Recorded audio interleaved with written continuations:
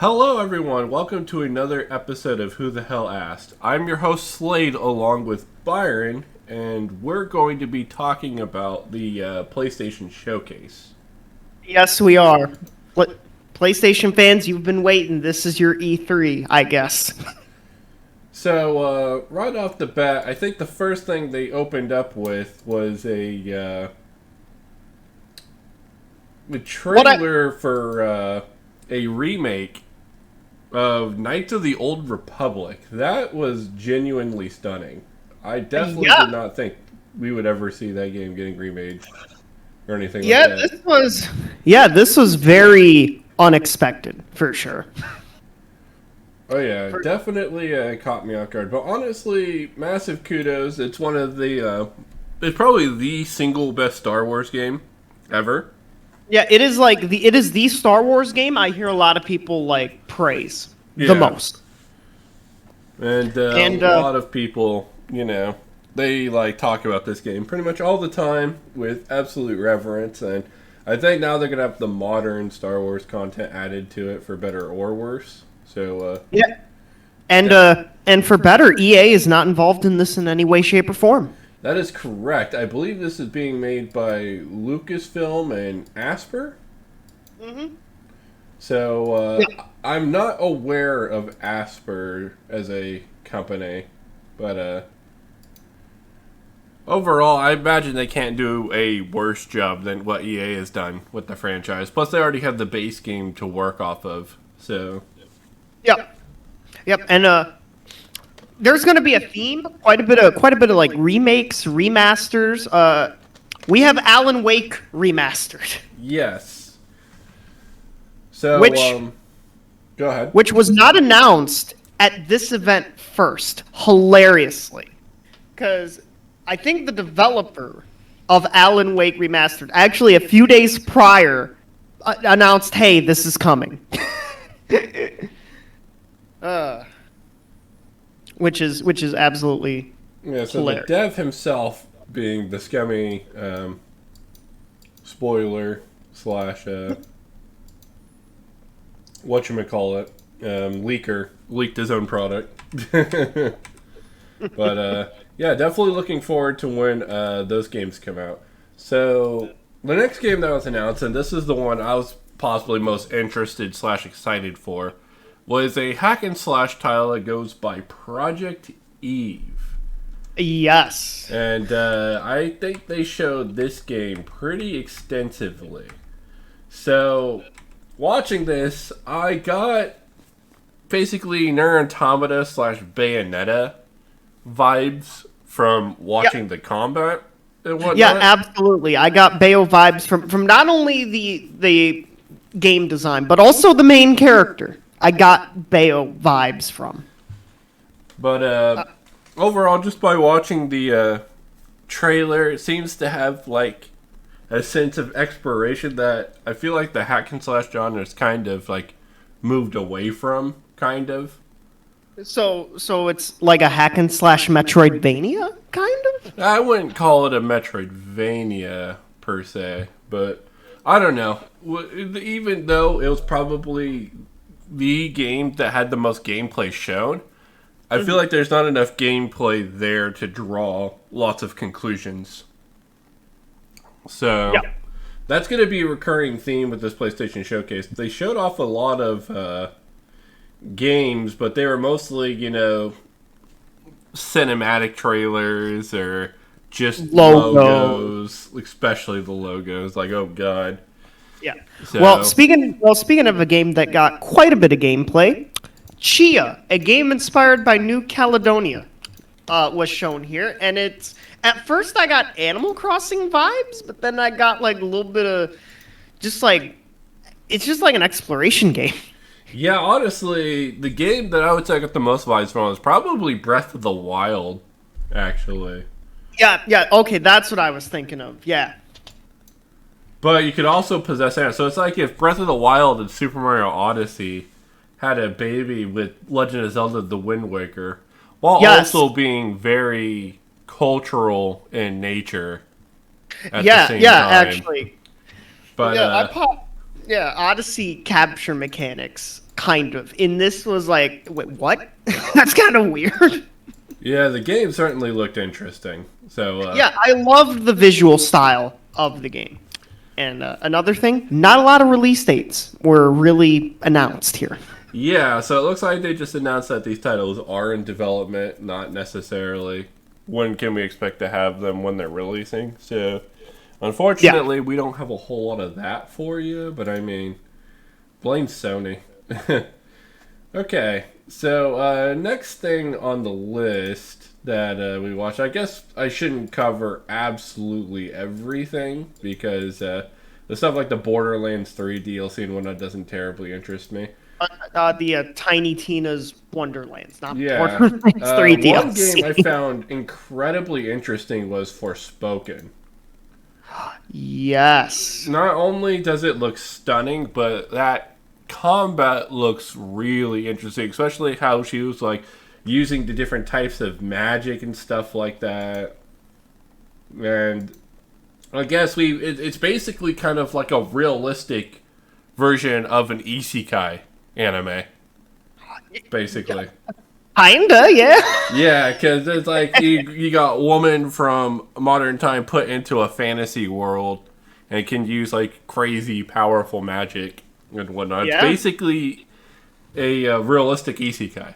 So that was what I was thinking when I saw it. Oh yeah, define what an isekai is. So an isekai anime is basically a genre of anime where you take a normal person or a person in our modern world, and then they are transported into another world, usually fantasy, but sometimes futuristic or like stuff like that. And they basically live in their new world while having these crazy new abilities and whatnot. Yeah. Usually they make the characters incredibly like overpowered and it becomes very dull to watch, but not all the time. Some of them have genuinely interesting premises. But I never thought of this game as an isekai until you just said that. I'm like, that makes so much sense. Yeah, because I was like looking at it and I'm like, okay, this is basically an isekai. That's pretty cool. Yeah. This game did get a release. Spring 2022. Yeah, so hopefully, pretty early in the year. I don't know. There's also the potential for like the delays and stuff like that. But let's talk about something that everybody groaned upon seeing. Grand Theft Auto 5 coming to PS5. Oh, they're determined to put this game on everything. We can just gloss over that. Nobody cares at this point. Well, the reason why we're covering it is because I just wanted to talk about it a little bit. I feel like Grand Theft Auto 5 has become the new Skyrim in terms of how many things we can port it to. It hasn't quite gotten to like Skyrim ridiculous levels where it's like releasing on like an Alexa or even a fucking fridge. I'm pretty sure there's a Skyrim release on a fridge. I don't think GTA 5 is getting a fucking fridge release. But I don't know, Byron. This is like what, the 10th platform that it's been released on, or something like that. PS3, 360, PC, PS4, Xbox One, PS5, Series S and X. Okay, so it's the 7th platform. Yeah, it's the 6th and 7th platform. And there's definitely the possibility it's on next gen too, because it's just determined to not make Grand Theft Auto 6 for whatever reason. Yeah, as I said, that's the reason I wanted to cover it, is because I was like, you know what? This is basically Skyrim, but Grand Theft Auto. It's just everywhere. So, yeah, unfortunately, that's something that caught my attention. Byron, is there anything else that caught your attention? Not really. Not really? Okay. Well, except Deathloop showing up yet again. Yeah, I was wondering when that game was going to make a reappearance. And fun fact, Byron and I, right before we started recording, like, when's that game coming out? Because we've been like, we kind of got away from like following the game and whatnot.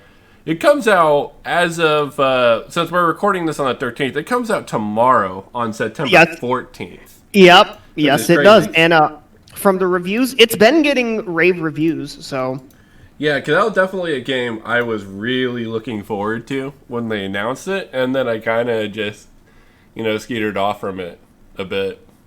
So yeah, that's definitely something that was pretty awesome. Is finding out they're releasing it, literally tomorrow. Yeah, literally tomorrow as of this recording.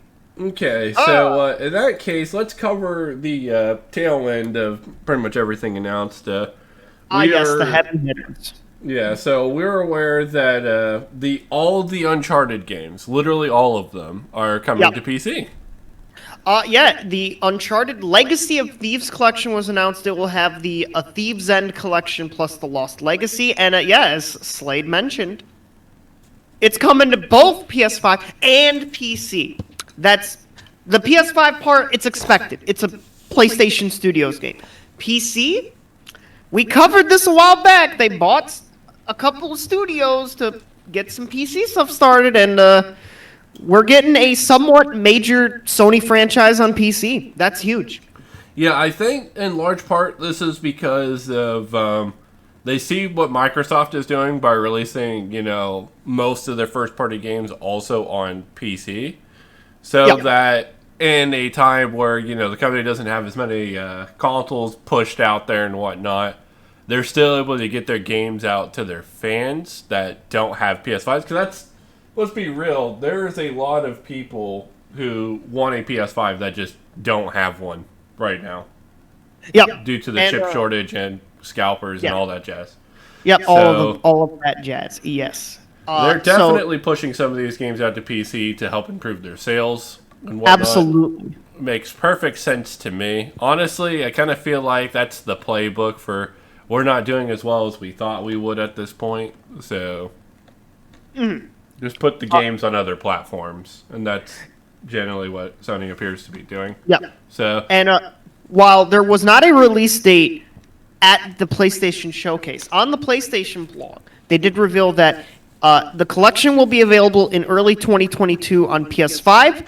The PC version will release shortly after the PS5 version, and it is in development by Iron Galaxy.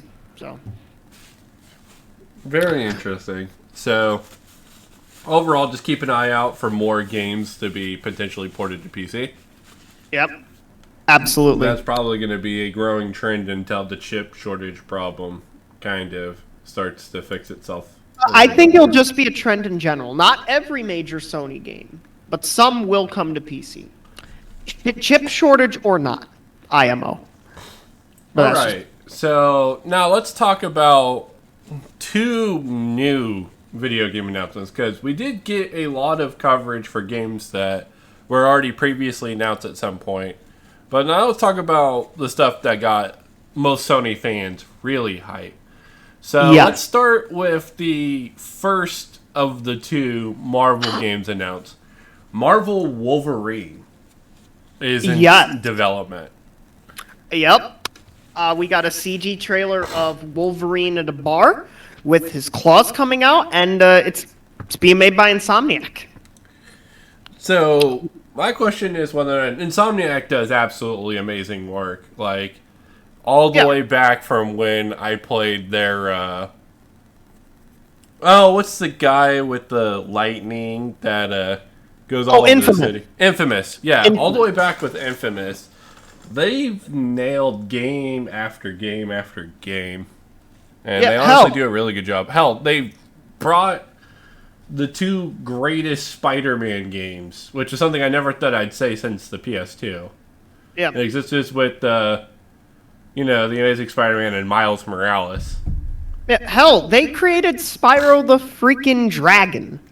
Yeah, Insomniac is a god-tier studio, to nobody's surprise. So definitely looking forward to when we see gameplay of Wolverine. I did not think Wolverine would be the next Marvel superhero to get a game. I thought it would have been like Iron Man or something. But no, Wolverine. And X-Men, to say the least. Well, I think they... Because I feel like Wolverine video games typically haven't been successful for the most part. Yeah, that's fair. But then again, none of those games have been made by Insomniac Games. So... Yeah, or have had, like, the budget of, like, a Spider-Man one. Yeah, so I'm definitely looking forward to seeing the amount of work Insomniac can put into this. I think this is just another example of... Because I think, Fox owns the X-Men, and by extension, they own Wolverine? Yeah, I'm pretty sure. Yeah, I'm pretty sure. I think this is them seeing the work that Sony has put in with the Spider-Man games, and like, okay, yeah, let's get these guys on a Wolverine game. Yeah. And whatnot. So, and, speaking of another Marvel superhero... Spider-Man 2. And this trailer, not a lot of gameplay, is mostly cinematic. But, kind of possibly reveals some things that might make Spider-Man 2 very interesting. The most important thing is with both Peter Parker and Miles Morales being extremely prevalent in the trailer. Yeah, possible that and co-op. Yep, possibly. And Venom is looking to be the villain this time around. Yeah, so definitely something to keep our eyes on there. Yeah. Insomniac Games studios are pretty incredible, as we just got done saying during the Wolverine bit. But we've already seen what they can do with Spider-Man twice now. So I imagine this game's not going to be any different. It's going to be absolutely fantastic. I know a lot of people were disappointed because Miles Morales felt kind of short overall compared to, The Amazing Spider-Man. But I don't think that was necessarily a bad thing, especially considering it was a title that was released with the platform itself. So. Yeah, with the PS5 and was also on PS4. 2023 is when Spider-Man 2 is expected to hit the PS5. Just the PS5. Like, Insomniac confirmed Marvel, Wolverine and Marvel Spider-Man 2 will be PS5 exclusive. Yeah, so that brings the question, because now that they're working on two separate games now, if this is going to divide too much attention between developers at the studio and how long these games are going to come out. Like they said, there's a 2023 expected release date for Spider-Man 2. I'm hoping they're not putting too much on their plate. Mm-hmm. But then again, because it's Insomniac Studios, I have a lot of faith in their process and how they develop video games, simply because they just churn out banger after banger. Yeah, though it does seem like Insomniac is slowly turning into the Marvel video game studio. Yeah, I would be inclined to agree. I feel like Square Enix gets more of the Marvel video games than any other studio overall. That's fair, but Square also has umpteen different properties to work on. With Insomniac, it's Ratchet and Clank, and now it's apparently Marvel games. Yeah, so also looking forward. Also did not expect a Spider-Man 2 reveal this early. An IMO, it shouldn't have been revealed this early, but I get why they revealed it this early, but I don't think they should have.